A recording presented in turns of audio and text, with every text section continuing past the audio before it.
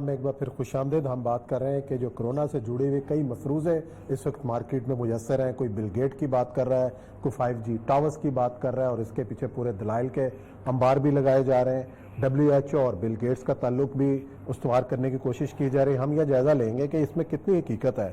اور یہ سب سے پہلے ہم 5G ٹاورز کی بات کر لیں. برطانوی مصنف ہے, اس نے بھی ایک بک لکھی اور اس کو بھی لکھی ہے. اس کا ویڈیو ایک چینل آیا تھا, اس چینل کو انہوں نے آؤٹ کیا, انہوں نے کہا اس کے بہت ہنگامے ہوئے اور ٹاور جلائے لوگوں نے. ٹاور جلائے لوگوں نے. سب سے پہلی جو سچویشن بلٹ ہوئی ہے وہ یہ بلٹ ہوئی ہے کہ جس وقت یہ کرونا وائرس نیو یارک میں چلا ہے تو اس کے اوپر انہوں نے ایک باقاعدہ کچھ ایکسپرٹس نے ایک اوپینین دی کہ چائنا میں یہ وائرس آ چکا ہوا تھا اور چائنا کو پتا تھا کہ یہ وائرس جو ہے یہ بہت ڈیڈلی ہے. اس لیے چائنا نے اس کے بعد امریکہ کے ساتھ ایک ڈیل سائن کی. اچھا. اور اس ڈیل سائن کرنے کے اندر ایک لفظ لکھا گیا کہ ہم آپ کے ساتھ یہ ایگریمنٹ کرتے ہیں, آپ یہ مال بناؤ گے, ہم یہ خریدیں گے, لیکن اگر کوئی قدرتی آفت آ گئی بہت پینڈیمک قسم کی تو ہم آپ کا بنایا ہوا مال نہیں خریدیں گے. اچھا.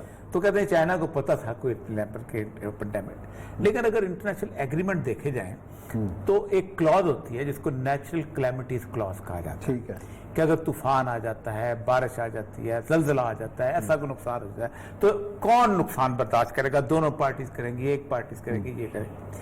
تو یہ تو ایک, لیکن اس کو انہوں نے سب سے پہلے, اور اس کے اوپر بہت شور مچا, اور اس پہ انہوں نے کہا کہ اصل میں WHO کو 31 دسمبر کی رات کو یہ پتا چل گیا تھا, چائنا نے بتا دیا تھا کہ ہمارے پاس جو وائرس آیا ہے وہ وائرس جو ہے وہ سارس وائرس سے مختلف ہے اور ہم کچھ انفلوئنزا پیشنٹس کو ٹریٹ نہیں کر پا رہے.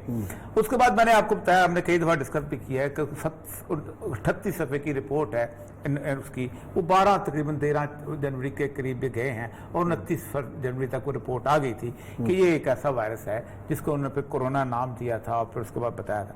ہوا یہ کہ جس دن وہ کرونا نام دیا انہوں نے, اس کے اگلے دن واشنگٹن DC میں, نیو یارک میں آ گیا ہوا ہے. دوسری تھیوری یہ دی جاتی ہے کہ ایک زمانے میں اوباما نے ایک تقریر کی تھی کہ اگر کوئی پینڈیمک کا آ گیا بہت بڑا تو ہمارا ہیلتھ سسٹم جو ہے اس کو افورڈ نہیں کر سکتا, تو ہم ہیلتھ, جو اس نے ریزنز دیے تھے, بہت سارے ریزنز دیے تھے کہ ہمیں ہیلتھ کو امپروو. آپ کو پتا ہے مما کی سب سے بڑی بات تھی ہیلتھ پالیسی تھی اس کی. تو پینڈیمک جو ہے اس کو, تو اس کا اوباما کو پتا تھا. او بھائی, کبھی بھی جب پلاننگ ہیلتھ کی جاتی ہے تو یہ کیا جاتا ہے کہ کل کو کوئی بات ہے امریکہ میں طاعون پھیلا ہے, امریکہ میں اسپینش فلو پھیلا ہے, امریکہ میں ایڈز ہے, بہت سارے, تو ایک پلاننگ کی جاتی ہے کہ جب اتنی بڑی اگر ایکسیجنسی آ جائے تو ہم کیا کریں گے اس کو. وہ ایک اور تھیوری آ گئی. تیسری تھیوری یہ کی جاتی ہے کہ بل گیٹس نے کہا تھا کہ ہمیں پینڈیمکس کو روکنا پڑے گا, کیونکہ ابھی تک جو پینڈیمکس آئی ہیں وہ بنیادی طور پہ آئی ہیں اس سے افریقہ سے. ایبولا آ گیا, سارس آ گیا, ایڈز آ گیا, اور اینیمل ٹو ہیومن بینگ سے آیا ہے. اینیمل ٹو اینیمل اگر شروع ہو گیا تو بڑا مسئلہ ہو جائے گا. تو اس کے بعد بل گیٹس نے کہا کہ میں اپنی سارا کچھ جو ہے ویکسین پہ لگا دوں گا. اس کے بعد ہمارے ہارون صاحب جو ہیں انہوں نے بھی ایک تھیوری بنائی تھی کہ انہوں نے باقاعدہ کہا کہ اس کے یہ ویکسین جو ہے ایجاد ہو چکی ہے, اسرائیل نے یہ کی ہے اور اسرائیل نے یہ اس کو ایک وقت میں لانچ کرے گا.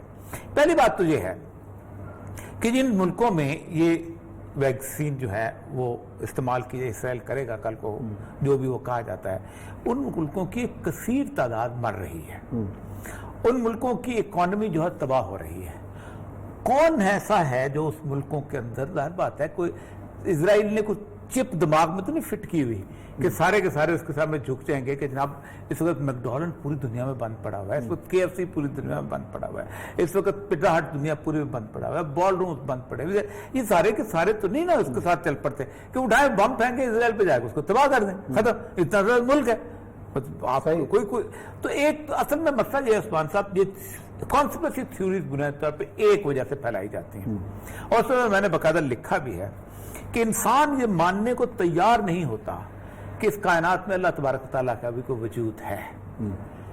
ہم سرنڈر کرنا نہیں چاہتے اللہ تبارک تعالیٰ کا. ابھی دیکھیں نا یہ نعرہ ہے, یہ سب سے بڑا نعرہ ہے, اور طارق جمیل صاحب نے بالکل صحیح کہا کہ ڈرنا نہیں, ہمیں لڑنا نہیں, ہمیں بچنا ہے. اور ہمیں بچنا کس سے؟ اللہ تبارک تعالیٰ کی اس ریت سے بچنا ہے.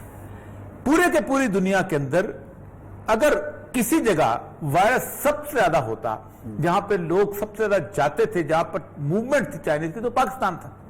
پورا سی پیک چل رہا ہے آپ کا, گوادر تک وہاں پہنچے ہوئے. کون سا ایسا ٹاؤن ہے جہاں کے چائنیز جس ہوٹل میں ٹھہرے نہیں ہوئے, کھا نہیں رہے, پی نہیں رہے, اٹھ نہیں رہے, سر تو سب سے زیادہ تو پاکستان کے اندر ہونا چاہیے تھا. پاکستان کے بعد اگر کوئی دوسرا ملک ہو سکتا تھا تو نارتھ کوریا تھا. یہی دو ملک تھے نا. باقی جگہ تو چائنیز کا تو آنا جانا ایسے ہی ہے نا جو ریئر دور سے دیکھ کے کہتے ہیں وہ چائنیز ہیں, یا وہ چائنیز ہیں کہ جو صدیوں سے وہاں چائنا ٹاؤن میں وہاں آباد ہے, وہاں چلے امریکہ میں پرانے آباد ہیں, ان کی 3 نسلیں وہاں ہونگی. پاکستان میں بھی یہاں اس طرح کے چائنیز ہوتے, تو اس طرح کے چائنیز کو دیکھ کے تو نہیں ہم کہہ سکتے. تو ایک تو یہ چیز ہے کہ وہ بنیادی طور پر اللہ تبارک و تعالیٰ نے پہلی دفعہ ایسا ہوا ہے کہ پاکستان کے تمام بلکہ دنیا کے تمام سیکولرز, لبرلز اور ملحدین کا وہ جواب دے دیا جو تانا دیا کرتے تھے کہ اللہ تبارک و تعالیٰ کی آپ بات کرتے ہو. جب انسان اس قابل ہوتا ہے, جب انسان اس سطح پہ ہوتا ہے تو اللہ تعالیٰ اس کا کچھ نہیں بگاڑ سکتا. دیکھیں اللہ تعالیٰ نے کبھی کسی طاقتور کو عذاب کا گرفتار کیا ہے؟ اللہ تبارک و تعالیٰ نے وہی بڑے 5 ملک جو تھے کہ جن کو اللہ سیکورٹی کونسل کا ممبر کہا جاتا, اللہ نے انہی کو انتخاب کیا اور انہی کے اندر وہ سب. پھر کہا جاتا تھا اللہ تعالیٰ کی اتنی نافرمانیاں ہوتی ہیں, آپ باتیں کرتے ہو کہ جہاں فحاشی پھیلتی ہے, جہاں عریانی ہوتی ہے, جہاں اللہ تعالیٰ کی منکرات ہوتی ہیں, جہاں والدین کی نافرمانی ہوتی ہے, وہاں عذاب ہوتا ہے. یہ سارے علم سے ساری خرابیاں ان 6-7 شہروں میں تھیں. مثلا نیو یارک میں تھی, مثلا پیرس میں تھی, مثلا ملان میں تھی. اب دیکھیں نیو یارک کے ساتھ بفلو کا شہر ہے, ٹاؤن ہے, بڑا پورا خاموش سے ٹاؤن ہے, جہاں نیو یارک نیاگرا فال ہے, وہاں تو اس طرح کی صورتحال نہیں ہوئی. نیو یارک تھوڑا سا اوپر جائے بوسٹن میں نہیں ہے, بوسٹن میں نہیں ہوئی, کیونکہ نیو یارک کا میں نے بار بار کہا ہے کہ نیو یارک 1906 آنورڈ انہوں نے اللہ سے ایک بغاوت کا اعلان کیا تھا کہ ہم یہاں پر ہم جنس پرستی یا ہومو سیکسولیٹی کے بار کھولیں گے, یہ 1906 کے زلزلے کی ایسی کی تیسی ہم اللہ سے مقابلہ کریں گے. تو اللہ نے آج اپنا مقابلہ دکھا دیا. پھر اس کے بعد ایک بڑی سب سے بڑی تھیوری پیش کی جاتی تھی, تھرو آؤٹ تھیوری پیش کرتی تھی کہ غریبوں پہ اللہ کا دور چلتا ہے, آگے غریب مرتا ہے اللہ کے عذاب کے اندر. اللہ نے پھر اس کا جواب دیا کہ وہ تمام ملک جن میں کوئی ہیلتھ فیسلٹی نہیں ہے, جس میں کوئی پینے کا صاف پانی نہیں ملتا, جس میں کوئی سینیٹیشن نہیں ہے, جس میں ہو سکتا ہے پورے ملک میں ایک بھی وینٹیلیٹر نہ ہو, ایسے ملک جیسے صومالیہ ہے, جیسے ایتھوپیا ہے, جیسے روانڈا ہے, جبوٹی, یہ سارے کے سارے جو ہیں ان میں کوئی نہیں. اب وہاں پر ہمارے یار لوگ کہتے ہیں نہیں جو ادھر سے پتہ نہیں چل رہا. اور بھائی جس وقت بولا آیا تھا تو آپ نے پورے افریقہ کے ناک میں دم کر دیا تھا. وہ کالا ایئرپورٹ پہ نظر آتا تھا, اس کے ارد گرد تارے ڈال دیتے تھے, اس کو پنجرے میں بند کر دیتے کہ بولا آ گیا. اس وقت تو تمہارا انفارمیشن سسٹم بڑا چل رہا تھا. چونکہ تم اللہ کو نہیں ماننا چاہتے اس لیے تم کہتے ہو کہ نہیں جی وہ دیکھے افریقہ میں. اس کا مطلب یہ ہے کہ اللہ تبارک و تعالیٰ اپنی سلیکشنز میں بھی بہت امپورٹنٹ ہے. میں نے کئی دفعہ مثال اس کو دی ہے کہ 1343 کے اندر جس وقت یہ پلیگ چلا ہے تو پلیگ سینٹرل ایشیا میں ایک مکھی کے ذریعے ٹریول کیا ہے. وہ مکھی جو ہے مطلب کئی مکھیاں ہوتی ہیں, ایک مکھیاں جو تھیں وہ ایک قافلے کے ساتھ چلی ہیں. اور قافلہ کہاں سے چلا ہے؟ سینٹرل ایشیا سے نکلا ہے, وہاں سے چلتا ہوا چین, انڈیا سے ہوتا ہوا, سیارہ ریشم سے ہوتا ہوا تاجکستان, کرغستان, قزاقستان, چلاتا سب سے پہلا حملہ جو اس نے کیا وہ یوکرین میں کیا. کیوں کیا؟ مکھی رستے میں کسی کو پلیگ نہیں کر سکتی تھی. اصل مسئلہ یہ ہے کہ اللہ تعالیٰ کی اپنی سلیکشن ہوتی ہے کسی معاملے کے اندر. اور دوسری ایک بات یاد رکھے, یہ ہم کہنا چاہتے ہیں کہ ان کانسپریسی تھیوریز کو اللہ کی ایک قرآن پاک کی آیت رد کرتی ہے. اللہ فرماتے ہیں ما اصاب من مصیبت الا باذن اللہ, کسی پر کوئی مصیبت نہیں آ سکتی جب تک اللہ کا اذن نہ ہو جائے, اللہ کی اجازت نہ ہو جائے. اللہ اس کے بعد اور کیوں آتی ہے مصیبت؟ اس لیے آتی ہے کہ اللہ تبارک عذاب نہیں ہے. یہ دیکھیں نا, ایک آدمی جو ہے وہ زندگی کے 60 سال کی زندگی گزار لی, اس کے بچے ہیں, سب کچھ ہے, اچانک اس سے 2 دن کے لیے بخار ہوتا ہے, تھوڑی سی کھانسی ہوتی ہے, وینٹیلیٹر پہ چل کے مر جاتا ہے. لیکن اس نے 60 سال لوگوں کا قتل کیا ہے, لوگوں کو ریپ کیا ہے, تو اس کو عذاب تو نہ ملا, وہ تو بڑے آرام سے مر گیا, اس نے ویسے ہی مرنا تھا. جیسے اس کا مطلب یہ کہ عذاب نہیں ہوتا ہے, بنیادی طور پہ اللہ کی وارننگز ہوتی ہیں.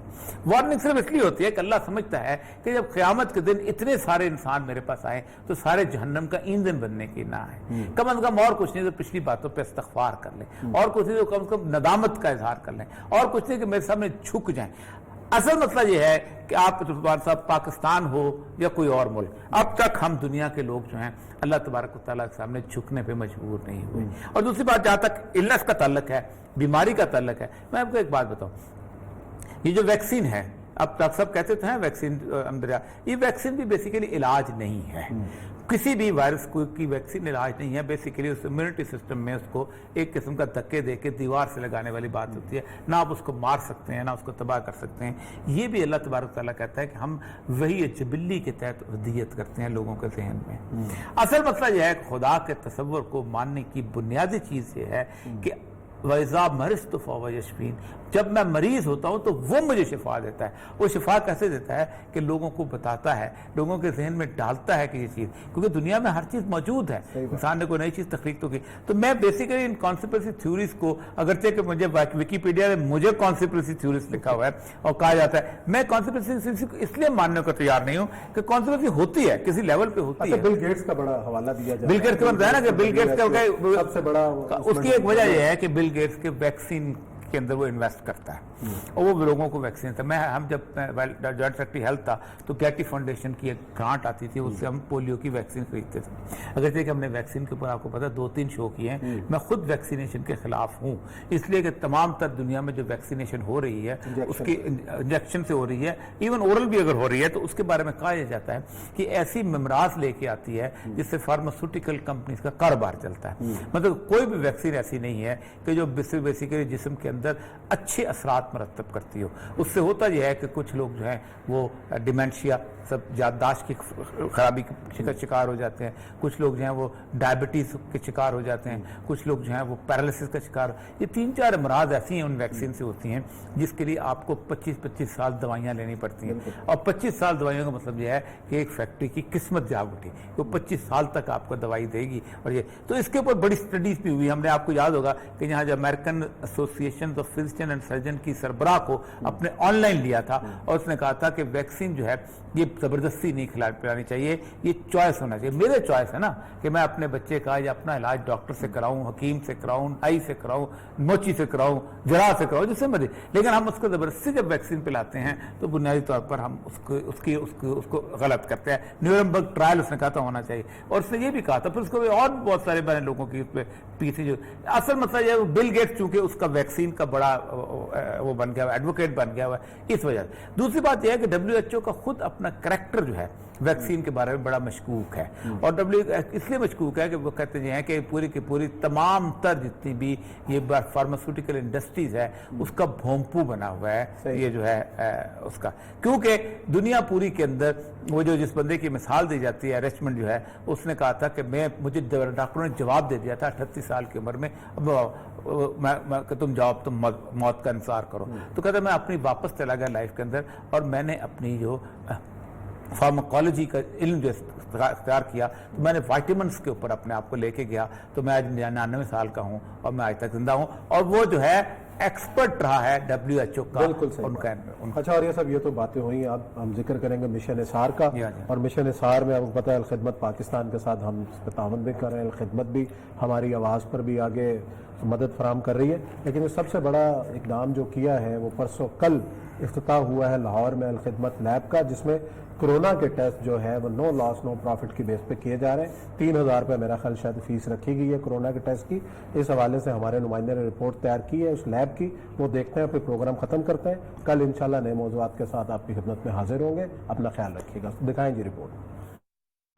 अलखिदमत फाउंडेशन कोरोना के खिलाफ जंग में पूरी कौम के शाना बशाना खड़ी है। अलखिदमत हेल्थ फाउंडेशन के तहत लाहौर में कोविड-19 टेस्ट लैब का इफ्तिताह। तकरीब से खिताब करते हुए सदर अलखिदमत फाउंडेशन पाकिस्तान मोहम्मद अब्दुल शकूर ने कहा, इस लैब के जरिए अहले लाहौर को कोरोना टेस्टिंग की मार्केट के मुकाबले में सस्ती और म्यारी सहूलत मैसर आएगी। अलखिदमत फाउंडेशन पाकिस्तान ने यह तय किया कि अल्हम्दुलिल्लाह ये जो लैब हम बना रहे हैं इसमें हम अपनी तरफ से भी कास्ट कवर करेंगे और ये जो मई का महीना है पूरा, इसमें हम यहाँ आने वाले सारे टेस्टों को 3000 रुपए में इसको कवर करेंगे। उन्होंने कहा कोरोना वायरस का फी टेस्ट 5000 रुपए में किया जाएगा, जबकि इब्तिदाई मरहले में 31 मई तक होने वाले तमाम कोरोना टेस्ट की खसूसी रियायत के साथ 3000 रुपए में किए जाएंगे। लैब में रोजाना 100 टेस्ट करने की सहूलियत मौजूद है, जिसकी रिपोर्ट 24 घंटे में मिल जाएगी।